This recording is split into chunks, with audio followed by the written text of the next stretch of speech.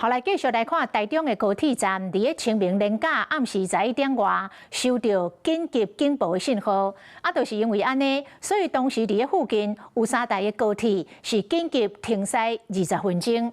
后续查出来咯，是这个高铁无线电的设备互人入侵，涉案的并不是高铁的员工，是一个23岁大学生，讲伊过去嘛要入侵到捷运甲消防的无线电系统。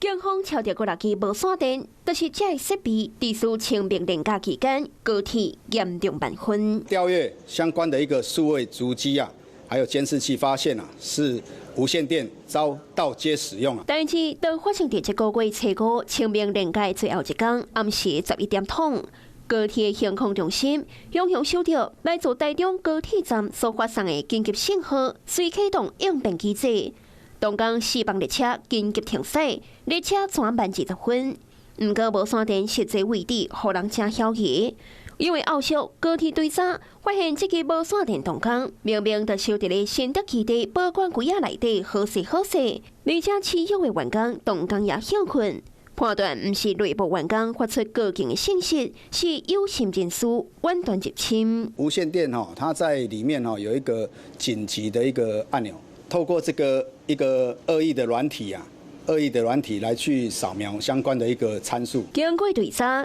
警方锁定一个23岁姓林的男大学生。昨日下晡，检方搜索一个嫌犯分别伫台中甲桃园的徛家，查扣拢总11支无线电，以疑似复制冒用无线电手机信号参数，地属毁车万分。东港人也红区提告案，而且听讲这个嫌犯所锁定的目标。 那高铁有具备这个相关的背景然后他声称就是好玩，然后有成就感这样子，还有相关的一个消防的部分也有被监听这样子。警方问话了后，鉴定嫌犯涉犯铁路坏甲刑法，不过无羁押必要，买手10万块交保。嫌犯单是为着一时好爽，所险危害到公共安全，一声都爱为家己的行为付出代价。 Hello， 我是张新文。想要抢先掌握最及时的新闻资讯吗？赶快订阅、按赞、开启小铃铛，锁定华视新闻 YouTube 频道。